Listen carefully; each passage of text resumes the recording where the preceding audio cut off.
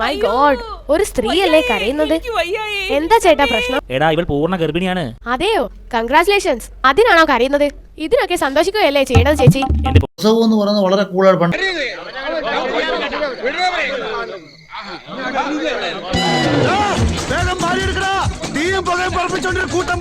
പണ്ടൊക്കെ തമാശയായിട്ട് ചിലർ പറയുന്നത് കേൾക്കാം. ആ സ്ത്രീ അവളെ പ്രസവിച്ചിട്ട് പോയിരുന്ന് ആ 2 കിലോ അരി ഇടിച്ച് അവിടെ വെച്ചിട്ടുണ്ടെന്ന്.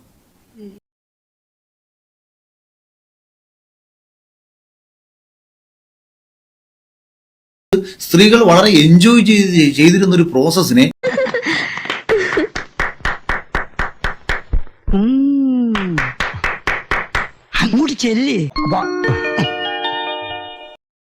ഇത്ര നിസാരമായിട്ട് എന്തോ എങ്ങനെ ഇവിടുത്തെ കുറെ ആശുപത്രികളും വന്ന് ഇവിടുത്തെ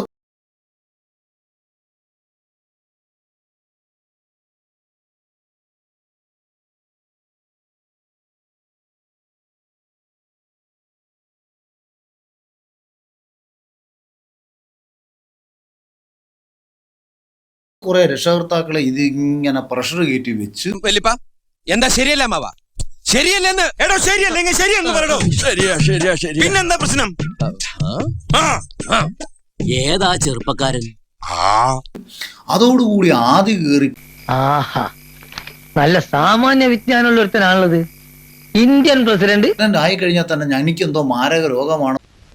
അല്ല, എനിക്ക് അറിയാൻ മേലാത്തോണ്ട് ചോദിക്കുക, താൻ ആരുവാ? മരണ എനിക്കെന്തോ മാരക രോഗമാണെന്ന് ഒരു പെൺകുട്ടിയുടെ മനസ്സിലേക്ക് ഇട്ടുകൊടുത്ത് ഇതിനെ ഇങ്ങനെ പേടിപ്പിച്ച് 12 ആനി അതിന്റെ തോറ്റും തരാന്നാലും ഇനി അങ്ങോട്ട് ഞാനില്ല.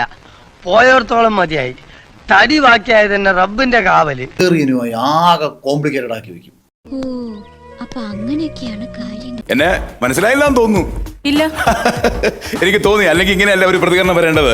ഞാൻ ഒരു സജീവ രാഷ്ട്രീയ പ്രവർത്തകനാണ് എന്ന് വെച്ചാൽ സ്ഥലം MLA. അയ്യോ, MLA ആയിരുന്നു? അല്ലല്ല, MLA ആകാൻ വേണ്ടി കാത്തിരിക്കുന്നവൻ. അടുത്ത ഇലക്ഷനിൽ നിന്ന് ഞാൻ MLA ആവും.